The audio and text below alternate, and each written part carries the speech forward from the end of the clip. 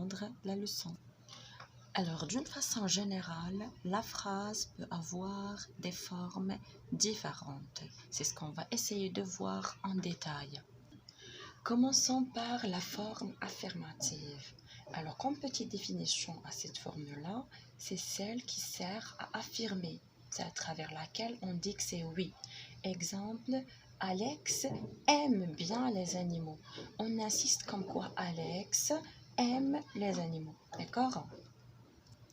Et la forme qui se pose à l'affirmative est la négative. Celle-ci sert à nier, c'est à dire non. Exemple, elle ne sort jamais seule la nuit. Vous voyez les deux adverbes de négation qui indiquent non, bien sûr, d'accord? Et il n'y a pas juste ces deux adverbes de négation, on en trouve plusieurs. Ne pas, ne plus, ne rien, ainsi de suite. Le troisième type, ou bien plutôt la forme, c'est emphatique. Alors cette forme-là insiste sur un élément de la phrase, il le met en valeur. Alors cet élément est mis en relief de la phrase bien sûr, en valeur, et cette forme emphatique se pose à la forme neutre. Passons à voir des exemples. Alors les exemples proposés pour cette forme-là sont: c'est Manal qui est la plus experte. Vous voyez, et c'est le moyen employé pour cet emphatique et le présentatif. Un deuxième exemple, c'est ma mère que j'adore. Vous voyez encore le moyen employé pour cette forme emphatique et c'est que. Troisième exemple, c'est à Agnès que tu téléphones. C'est une phrase de type interrogatif et de forme emphatique. C'est toujours, vous avez le présentatif. Alors, la mise en relief, le fait de mettre en valeur les éléments est marqué dans cette première partie concernant la forme emphatique par le présentatif. C'est que, c'est à, ainsi de suite. D'accord ? Après, vous avez aussi un autre moyen employé pour cette forme emphatique. Regardez l'exemple. C'est défaite. Personne ne l'avait prévu. Vous avez la défaite. Regardez, les détachés. Normalement, personne n'avait prévu la défaite ou bien cette défaite. Ce qu'on a fait, on a détaché cette défaite et on a commencé la phrase et avec. Et ça a donné cette défaite. La position, virgule, personne ne l'avait prévu. Donc ici, la mise en relief, le fait de mettre l'élément en relief est marqué par le détachement. C'est quand on a détaché des faits vers la fin de la phrase et on l'a mis comme mot au début. C'est le détachement, d'accord? Voilà donc les deux éléments qui permettent d'exprimer la mise en relief et bien sûr la forme emphatique. Passons à la forme suivante, c'est la forme neutre. Celle-ci se pose à la forme emphatique, comme on vient de signaler tout à l'heure. Celle-là ne met l'accent sur aucun élément. C'est pour ça qu'on vient de dire tout à l'heure qu'il s'oppose à la forme emphatique. Exemple, quand la route est bien longue, un bon ami n'est jamais de trop. Donc ici, vous voyez que c'est logique ce qu'on est en train de dire. Donc, il n'y a pas de mise en relief dessus. On donne une valeur à aucune personne ou à aucun élément dans la phrase. La forme suivante est la forme active ou bien ça s'appelle aussi la voix active. Alors, la phrase, quand on parle de cette forme-là, bien sûr, la phrase dans laquelle le sujet fait l'action et le complément l'a subi. D'accord? Alors, celle-ci s'oppose à la forme passive. Passons à un exemple. Les lions dévorent les gazelles. Vous voyez que le sujet fait l'action et le complément subit cette action. Les lions qui dévorent et ce sont les gazelles qui sont dévorés. Clair? Quant à la forme passive ou la voix passive, bien sûr, alors dans ceci, la phrase dans laquelle le sujet subit l'action. Regardez, on a gardé l'exemple de tout à l'heure. Les gazelles sont dévorées par les lions. Les gazelles sont par les lions. Donc, vous voyez que le sujet subit l'action. Et là, il y a toute une règle à suivre afin de pouvoir effectuer la transformation. Et voilà quelques informations essentielles à garder concernant ces deux voix-là, active et passive. C'est que le complément direct de la phrase active devient le sujet de la phrase passive ou à la forme passive. C'est le cas des gazelles. Et le sujet de la phrase active devient le complément d'agent de la phrase passive. Par les lions, c'est complément d'agent. On ajoute le par.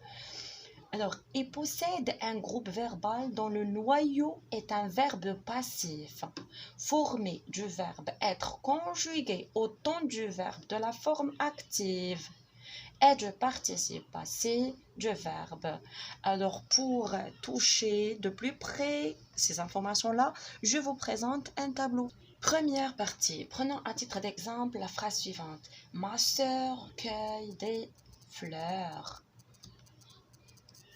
Alors là, vous remarquez que le sujet fait l'accent et le COD subit cet accent. Là, on parle d'un présent qui est passif, celui-là, en gras.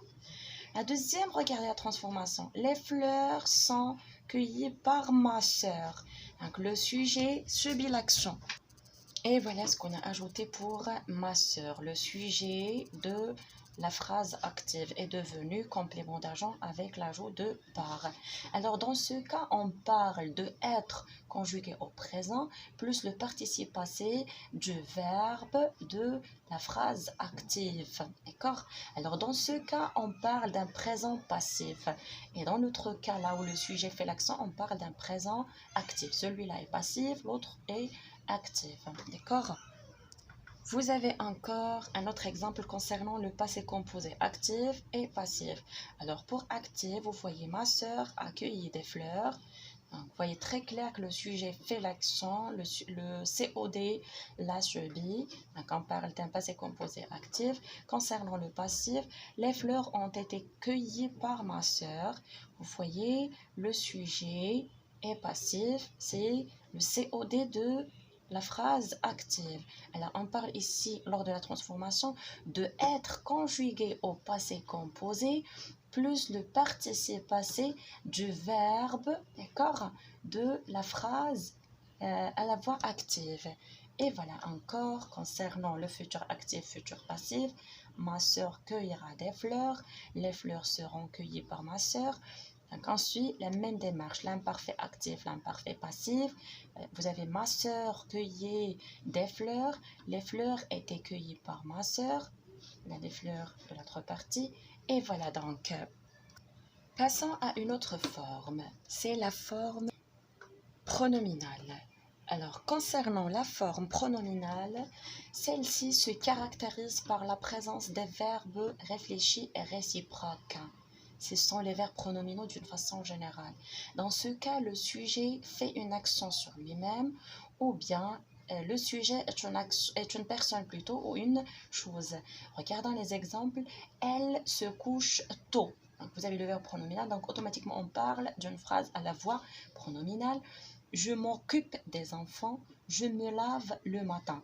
Alors, le point commun entre ces phrases-là, c'est que les verbes sont des verbes pronominaux. Donc, c'est pour ça, automatiquement, on parle de la forme pronominale ou la voix pronominale. D'accord? Mais le problème figure juste au niveau du pronom réfléchi. Je vais essayer de faire une vidéo là où je vais détailler ce pronom réfléchi. L'avant-dernière forme est la personnelle. Alors, cette forme s'oppose à la forme impersonnelle. Alors, des exemples pour bien comprendre. Il écrit des poèmes pour celle qu'il aime. Alors, le « il » ici désigne une personne, c'est-à-dire on sait très bien là, qui écrit ces poèmes. C'est pour ça qu'on parle de la forme personnelle. Deuxième exemple, il grimpe aux arbres pour chercher les fruits mûrs. On sait Excusez-moi, on sait très bien que le « il » est une personne qui grimpe aux arbres. Passons donc à la dernière forme qui est l'impersonnelle et c'est celle qui s'oppose à la personnelle. C'est ce qu'on vient de dire tout à l'heure. Alors, phrase où le sujet « il » ne désigne rien ni personne. Alors, cette phrase-là, impersonnelle, contient souvent un verbe de météorologie. C'est comme pleuvoir, neiger, fonder. tenez plutôt ainsi de suite, ou les verbes falloir, y avoir et s'agir, conjugués uniquement à la troisième personne du singulier, avec il. Mais on vient de dire que il ne désigne ni rien ni personne. D'accord? Alors, essayez de voir les exemples avec moi. Donc, vous avez il s'agit d'une personne adorable. Donc, ici, il s'agit, on ne sait pas, ça renvoie à quoi? C'est-à-dire, ce n'est pas le substitut d'une personne ou d'une chose. D'accord? Comme il faut qu'on se voit bientôt. Il ne désigne rien ni personne. Certains verbes, il faut noter bien ceci, se conjuguent à toutes les personnes, mais ont occasionnellement des formes impersonnelles. Exemple, le verbe arriver. Il arrive que, bien sembler, il semble que. Dans ce cas, c'est impersonnel. Il arrive de drôles d'aventures à cette personne. Là, c'est impersonnel. Il semble qu'il fera beau demain. C'est impersonnel. Mais regardez, quand on dit il arrive demain, on sait très bien qu'on parle d'une personne qui va arriver demain, d'accord? Alors j'espère que la vidéo était claire et vous a permis de découvrir les formes de phrases. Merci.